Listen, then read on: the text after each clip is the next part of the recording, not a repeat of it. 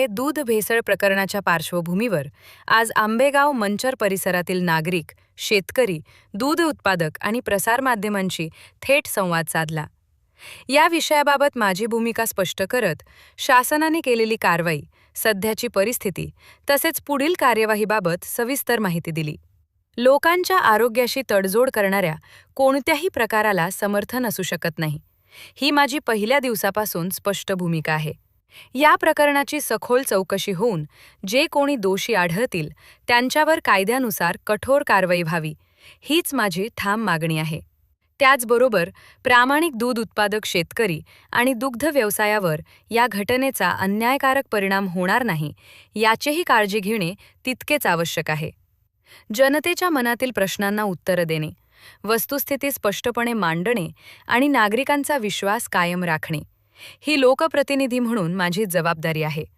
आजच्या संवादातून याच भूमिकेने सर्वांशी मनमोकळेपणाने चर्चा केली. यावेळी पुणे म्हाडाचे अध्यक्ष तथा माजी खासदार माननीय शिवाजीराव आढळराव पाटील, राष्ट्रवादी काँग्रेस पक्षाचे पदाधिकारी, लोकप्रतिनिधी, दूध उत्पादक, शेतकरी बांधव, विविध संस्थांचे प्रतिनिधी तसेच आंबेगाव मंचर परिसरातील नागरिक मोठ्या संख्येने उपस्थित होते. घटना काय की दुधामध्ये भेसळ आहे आणि या भेसळयुक्त दुधामुळे जर लहान मुलांच्या, नागरिकांच्या जीवाला जर त्या ठिकाणी धोका, जर त्या ठिकाणी काही अपाय होत असेल आणि कॅन्सर होत असेल तर अशा प्रकारच्या कुठल्याही भेसळीचं मी समर्थन करू शकत नाही, त्याला मी पाठीशी घालू शकत नाही, मग कोणी जरी असलं तर.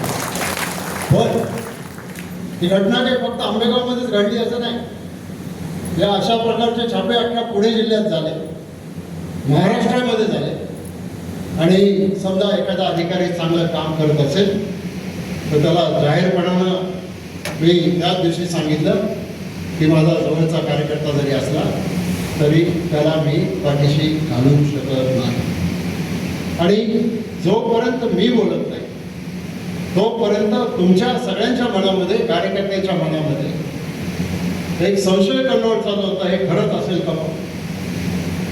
आता काय असेल नसेल ते ठरवतील गुंडे साहेब, त्यावेळेला आपण बोलू त्याच्यावर. आज काही त्याच्या खोलामध्ये मला जायची गरज नाही. परंतु तुमच्या आणि माझ्या मनामध्ये कुठल्याही प्रकारचा संशय असू नये म्हणून अतिशय स्पष्ट भूमिका तुमच्या समोर मांडण्यासाठीच आज तुम्हाला सगळ्याला, कार्यकर्त्यांना या ठिकाणी बोलवले आहे. मी बोलत नाही, मी गप्प आहे.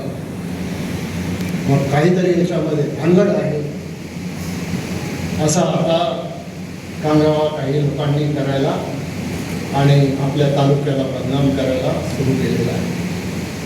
पण तुमच्या मनात काही जरी संभ्रम असेल तरी ते तुम्ही मला खुलेपणाने विचारा. मी आज या कार्यक्रमामध्ये बाकीची भाषणं एवढ्यासाठी ठेवली आहे की माझं भाषण झाल्यानंतर कार्यकर्त्यांच्या मनामध्ये काही प्रश्न असले तरीही त्यांनी प्रश्न विचारावे आणि पत्रकारांच्याही मनामध्ये काही प्रश्न असले तर तुम्ही सुद्धा मला प्रश्न विचारा. त्याची उत्तरं जिथल्या तिथं देण्याची जबाबदारी आज माझी त्या ठिकाणी आहे. शेवटी चौकशीमध्ये काय होईल, आता बऱ्याच गोष्टी बोलल्या गेल्या. मग आता हे एवढं सगळं चाललं, मग याच्यावर झालं, त्याच्यावर झालं, हा या पक्षाचा पदाधिकारी, तो याचा तमका, तो त्याचा तमका. मग पडद्यामागचा सूत्रधार हो, तर पडद्यामागचा सूत्रधार मी नाही, एवढंच लक्षात ठेवा. आणि इथं सूत्रधारच नाही, इथं इतकी मजल पुढे गेली की या तालुक्याचा अख्खा फोन.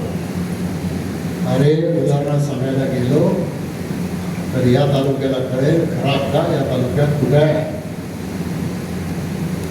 पण या इतक्या खालच्या पातळीवर मी जाणार नाही. आणि मी तुम्हाला एवढंच सांगतो की जोपर्यंत चौकशी पूर्ण होत नाही, जोपर्यंत आरोपपत्र निश्चित केलं जात नाही, जोपर्यंत FIR दाखल होत नाही, तोपर्यंत त्याच्यावर माझ्यासारख्याने काही खाजगीत किंवा विधानसभेमध्ये सुद्धा बोलणं योग्य नाही. कारण ज्याला या विषयाचं सर्व थोडंफार का होईना ज्ञान त्याच्यामध्ये आहे. पण मला एक आणखीन विचारायचं वाणी साहेब की आता ही छापेमारी झाली, समजा आमचे 2 कार्यकर्ते असतील, भाजपच्या कार्यकर्त्यांच्या डेअरीमध्ये छापेमारी झाली की नाही झाली? त्याच्यात तुमच्या तोंडून ब्र का नाही निघत?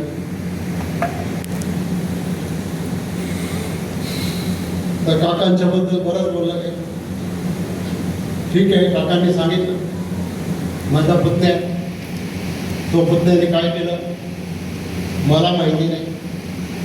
ठीक आहे, ते आता त्यांच्यावर कारवाई झाली, पोलिसांनी अटक केली, ते जेलमध्ये आहे. त्याला काय आम्ही अडवायला गेलो नाही की तुम्ही यांना सोडा का आणखीन काय करा का काय करा. आणि म्हणून हे सगळं त्या ठिकाणी चाललं. आणि हा भेसळीचा विषय जो आहे हा इतका लहान विषय नाही. आता भेसळ कशा कशामध्ये होते? फक्त दुधातच होते का? चिकनमध्ये होते की नाही होते?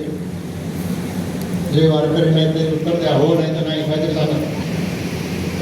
मटणात होते, तांदळात होते, मसाल्यात होते, खाद्य तेलांमध्ये होते, औषधांमध्ये होते, आणखी कशा कशात भेसळ होते. सगळ्यात मोठी भेसळ तर विचाराच्या तुमच्या डोक्याची भेसळ झाली ना, ती खरी भेसळ आहे. आणि ती खरी भेसळ तुम्हाला काढा आणि मग तुम्हाला दुधावर, भेसळीवर, बाकीच्या गोष्टीवर काय बोलायचं ते बोला. पण हा विषय तुम्ही शेतकऱ्यांच्या हितासाठी काढला का दिलीप वळसे पाटलांच्या विरोधात काही राजकारण कटकारस्थान करण्यासाठी काढलं? ठीक आहे, तुमचं तुम्हाला लक्षात हो, मला त्याचं काही म्हणणं नाही. आणि म्हणून हे तुम्हाला माझा सगळा कार्यक्रम सांगितला. माझा तो विचार आहे, आपला सगळ्यांचाच विचार आहे. हा शाहू फुले आंबेडकरांचा, छत्रपती शिवाजी महाराजांचा विचार घेऊन आपण पुढं चाललो. पण एखाद्या लहान प्रश्नावरून सुद्धा जाती जातीमध्ये आणि धर्माधर्मामध्ये भांडणं लावायचं काम कोणी करत असेल. काल शिंगव्याला एक दुर्दैवी घटना घडली. एका अल्पवयीन तरुणीच्या बरोबर, मुलीच्या बरोबर, फुलं छोटं काही छेडछाड करण्याचा प्रयत्न झाला. पोलिसांनी तातडीने कारवाई केली. आता कायदा काय सांगतो? कायदा सांगतो की एखाद्या महिलेच्या विरुद्ध काही अत्याचार, अन्याय किंवा आणखीन काही वेगळ्या गोष्टी करायचा कोणी प्रयत्न जर केला आणि ती पीडिता जर जिवंत असेल तर तिची आयडेंटिटी समाजामध्ये उघड होता कामा नये. कारण त्याला पॉक्सोचा कायदा लागतो. आणि पॉक्सोचा कायदा ज्या वेळेला लागतो त्यावेळेला मग त्याचं चित्रीकरण केलेला पत्रकार सुद्धा क्रिमिनल प्रॉसिक्युशन मधून सुटणार नाही. त्याला भेट द्यायला त्या कुटुंबाला एखादी व्यक्ती त्याच्यामध्ये मृत्यू पावली तर मग त्याच्या घरी सांत्वनाला जाता येईल. आता विचारतात, शिंगव्याला एवढी मोठी घटना घडली, वळसे पाटील अजून भेटायला नाही. अरे बाबा, कायदा समजून घ्या. असं जाता येत नाही. असं गेला तर त्या मुलीच्या आयुष्याची बर्बादी त्या ठिकाणी होती. मला शिंगवे ग्रामस्थांचं काही कळत नाही. त्यांनी ग्रामसभा काय बोलवली, आज कोणी काय भेटायला काय घरी जाणार होते. शेवटी त्या मुलीची जर आयडेंटिटी रिव्हील झाली तर त्याचं अख्खं आयुष्य त्याच्यामध्ये उद्ध्वस्त होऊ शकतं. दुर्दैवानं हे घडलं, पण त्यातल्या त्यात फारसं काही घडलं नाही, फक्त छेडछाडच झालेली आहे. त्यामुळे त्या निष्पाप 4 वर्षाच्या बालिकेचा काही दोष त्याच्यामध्ये नाही. आणि त्याच्यामुळं आज लगेच तिथं मग वेगवेगळ्या संघटनांचे लोक जातात. मग परराज्यातून आलेले मुसलमान राज्यातले मुसलमान, हिंदू, अरे हा काय विषय तुम्ही आर्थिक प्रगतीचा विषय मांडा, समाजाला पुढे घेऊन जायचा विषय मांडा. छत्रपती शिवाजी महाराजांचं नाव तुम्ही घेता. महात्मा ज्योतिराव फुले, डॉक्टर बाबासाहेब आंबेडकर, छत्रपती शाहू महाराज यांनी 1902 सालामध्ये मागासलेल्या समाजासाठी पहिलं आरक्षण दिलं. ते शाहू महाराजांनी दिलं 1902. आपल्याला जे आरक्षण मिळालं ते 1950 मध्ये मिळालं. स्वातंत्र्य मिळाल्याच्या नंतर आपल्या घटनेप्रमाणे डॉक्टर बाबासाहेब आंबेडकरांनी ते दिलं. त्यामुळं हे सगळे एकमेकाचे करू आणि त्यांची विचारधारा घेऊन आम्ही ज्या वेळेला पुढे चालतो त्यावेळेला अशा प्रकारच्या गोष्टी तुम्ही जर त्या ठिकाणी करणार असाल, माझी त्यांना सगळ्यांना एक जाहीरपणानं विनंती की आपण अशा प्रकारच्या गोष्टी कृपया करा. सरकार आपलं आहे, गृहमंत्री आपला आहे. शेवटी अशी एखादी छोटीशी घटना घडली, ती जर पसरत गेली तसं लोन राज्यभर त्या ठिकाणी बसवू शकतो.